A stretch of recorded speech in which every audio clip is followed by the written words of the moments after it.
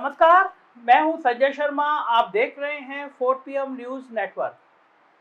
आपके बच्चे ने अगर पढ़ाई लिखाई पूरी कर ली हो, वो तैयारी कर रहा हो नौकरी की, वो तैयारी कर रहा हो अपनी एक नई दुनिया बसाने की, तो थोड़ा रोकिए उसको। उसे पूछिए कि भाई पढ़ाई तो पूरी हो गई, लेकिन तुमने क्या पकौड़ा तलने की ट्रेनिंग करी है?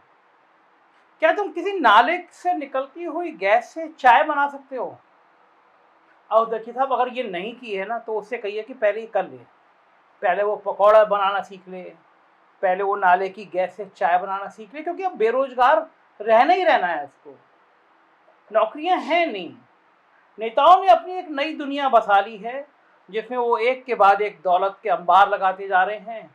बची कुछ कसर जो है वो अडानी भैया और अंबानी भैया पूरी करते जा रहे हैं। अपने अडानी भैया दुनिया के दूसरे नंबर के सबसे अमीर हो गए हैं। इस बात के लिए आप जश्न मना सकते हैं और कह सकते हैं कि भारत बदल रहा है, भारत दुनिया की सबसे बड़ी ताकत बन रहा है। देखिए ना, हमारे अडानी जी दुनिया की नंबर 2 की ताकत बन गए हैं। मैं कभी कभी ये नहीं समझ पाता कि मोदी जी को कितना कॉन्फिडेंस है इस बात का कि उनको लगता है कि 2024 में ये बेरोजगार उनका कुछ बिगाड़ ही नहीं पाएंगे।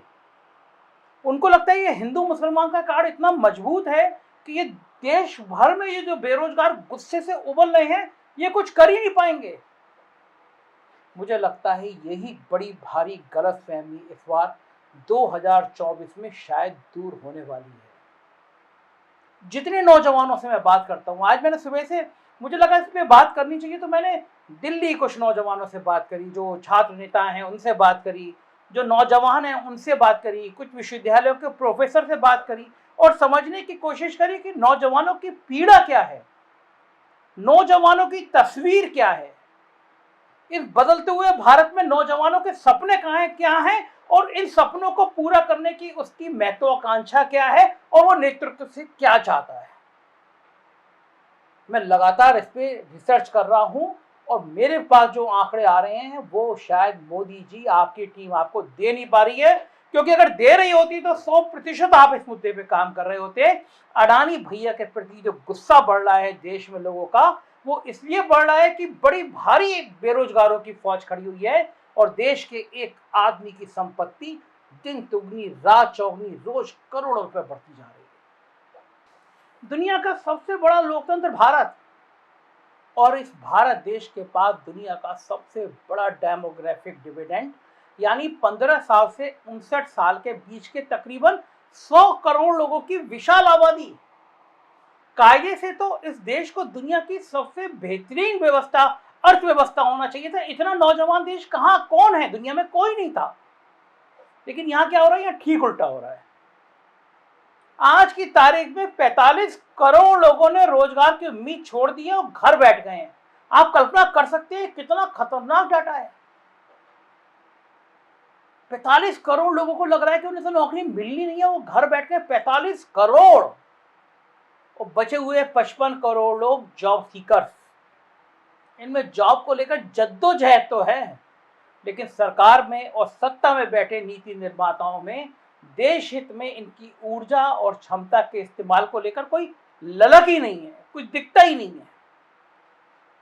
लिहाजा इनमें से भी अधिकांश लोग सड़क पर ही हैं। ऐसे में आप सोच रहे होंगे कि आखिर देश चल कैसे रहा है, क्योंकि यहां तो अमेरिका की कुल जनसंख्या के 3 गुना तो सिर्फ बेरोजगारों की तादाद है। कोई दूसरा देश होता दुनिया का तो इस सिचुएशन में, इस परिस्थितियों में, इस सिचुएशन में वहां क्रांति हो गई होती है। लेकिन मत भूलिए, ये हिंदुस्तान है। यहाँ पर क्रांति भी ट्विटर पर ही होती है। ट्विटर पर ही प्रधानमंत्री के जन्म दिवस को बेरोजगार दिवस मनाकर बेरोजगारों की फौज, पूरी फौज संतुष्ट हो जाती है, क्योंकि यहाँ राम राज्य है। रोजगार और अवसर से बड़ा मुद्दा ज्ञानवापी, मथुरा और लव जिहाद है। दुनिया के दूसरे देशों में छात्रों को पढ़ाने के लिए यूनिवर्सिटियों में प्रोफेसर बहाली, उनकी तैनाती पर जोर दिया जाता है, लेकिन हमारे यहाँ यूनिवर्सिटी में राष्ट्रवाद की भावना पैदा करने के लिए जेएनयू में टैंक लगाने की बात की जाती है। टैंक के सहारे दुनिया में कहीं राष्ट्रवाद आया हो तो हमें कमेंट बॉक्स में जरूर बताइएगा। लेकिन इस टैंक राष्ट्रवाद के दौर में पिछले 7 सालों में बेरोजगारी कितनी बढ़ी है, जरा मैं ये आंकड़ा भी आपको बताता हूं, गौर से करिएगा, नोट कर लीजिएगा, डायरी लेके बैठिएगा, मैं जो बोलने जा रहा हूं। 2016 में मोदी जी के सरकार बनने के 2 साल बाद 2016 में बेरोजगारी दर 3.2% थी। फिर नोट कर लीजिएगा, 2016 में 3.2% थी। एक साल बीता, 2017 में ये 0.1% बढ़ी, 3.3% हो गई।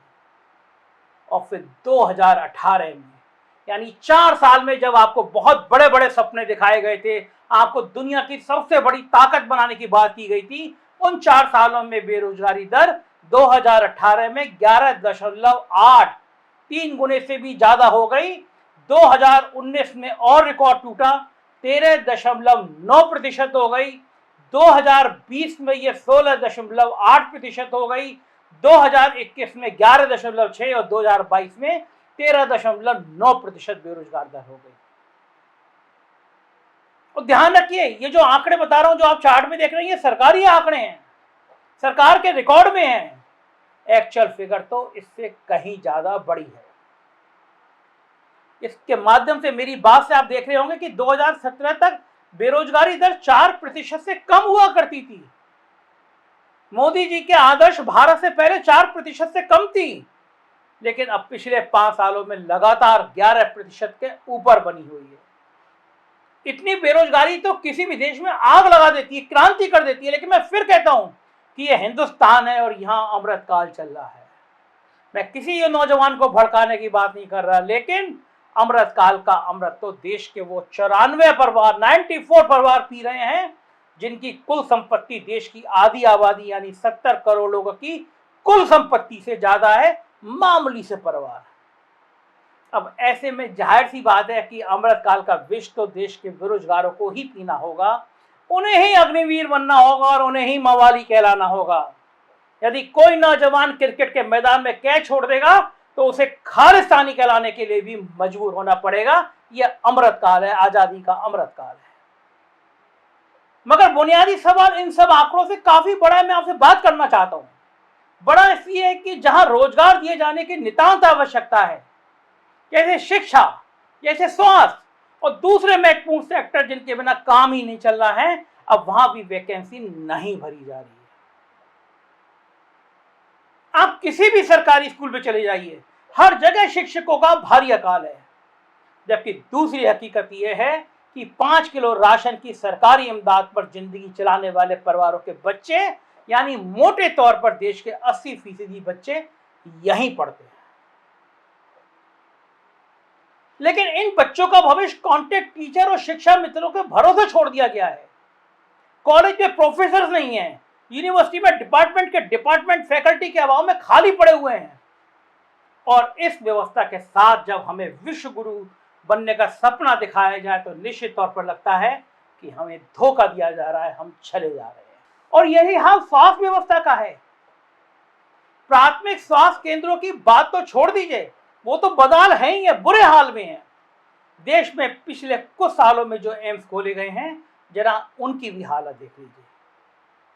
जब उन एम्स में सीएम और डीएम, चीफ मिनिस्टर और जिला अधिकारी अपने अपने परिवार के बच्चों का इलाज नहीं कराना चाहते, तो आप अंदाजा लगा सकते हैं कि उनकी हालत कैसी है। इसके अलावा बैंकों और वित्तीय संस्थाओं की तो बात ही छोड़ दीजिए। कौन सा बैंक कब बिक जाए, एलआईसी कब प्राइवेट हाथों में दे दी जाए, कोई ठिकाना नहीं है। 4G और 5G के जमाने में जिस बीएसएनएल को देश की सबसे बड़ी पब्लिक सेक्टर कंपनी होना चाहिए था, उसका बट्टा कैसे बिठाया गया आप सब जानते हैं। और स्किल इंडिया का क्या हाल हुआ, कहने की जरूरत नहीं है। खुद प्रधानमंत्री नरेंद्र मोदी ने स्किल इंडिया मिशन को देश के सामने ऐसे पेश किया था जैसे वो कोई मैजिक बुलेट हो। लेकिन आज स्थिति यह है कि स्किल इंडिया मिशन बुरी तरह पिट गया। बेचारे स्किल इंडिया वाले मंत्री राजीव प्रताप रूडी का तो रोजगार ही छीन लिया गया, उन्हें कैबिनेट से ही बाहर का रास्ता दिखा दिया गया। तो भला ये मिशन दूसरे को क्या रोजगार दे पाएगा।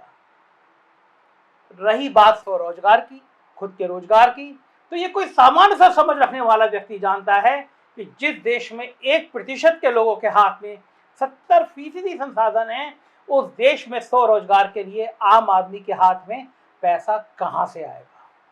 ये सोचने की बात है। एक उदाहरण देता हूँ, बीकानेरी भुजिया बीकानेर के लोग बनाएंगे तो ज़्यादा से ज़्यादा लोगों को कुटीर उद्योग के रूप में रोजगार मिलेगा, और यही भुजिया हल्दीराम बनाए या अडानी जैसा कोई कारपोरेट बनाए तो कितनों का रोजगार खत्म होगा। सीधी सी बात यह है कि सरकार को लघु और कुटीर उद्योगों के संरक्षण के लिए, सेल्फ हेल्प ग्रुप के संरक्षण के लिए कड़े कानून बनाने ही होंगे, ताकि कारपोरेट और बड़ी कंपनियों को इसमें घुसने से रोका जा सके। इन्हीं लघु और कुटीर उद्योगों और सेल्फ हेल्प ग्रुप के बूते प्रति व्यक्ति की आय के मामले में बांग्लादेश जैसा गरीब समझे जाने वाले देश ने दुनिया में अपनी पहचान बनाई है। बांग्लादेश ने भारत को काफी पीछे छोड़ दिया है। लेकिन हमारे पॉलिसी मेकर्स तो ऐसा लगता है कि अडानी और अंबानी को ही हिंदुस्तान में बैठे हैं, और ये गलतफहमी मुझे लगता है 2024 में बहुत जल्दी दूर होगी, क्योंकि बेरोजगार गुस्से से उबल रहे हैं, परेशान हैं, हताश हैं, आत्महत्या करने वालों की संख्याएं बढ़ रही हैं। देश एक अजीब से मोड़ में चला गया है, और नीति निर्धारक लोग समझ नहीं पा रहे हैं कि देश की ये ताकतें, देश के ये नौजवान क्या क्या कर सकते हैं। अभी भी समय है, सुधर जाइए साहब। ये नौजवान हैं, इनको बेरोजगार मत छोड़िए, इनको अग्निवीर जैसे झांसे मत दीजिए। अगर ये सड़कों पर निकल आए तो इतिहास गवाह है कि बड़े से बड़े सत्ता और सिंहासन चूर चूर हो जाते हैं। हम बेरोजगारों के हक में, हम नौजवानों के हक में बात करते रहेंगे, क्योंकि ये 4PM चैनल उन्हीं जैसे लोगों की आवाज़ है।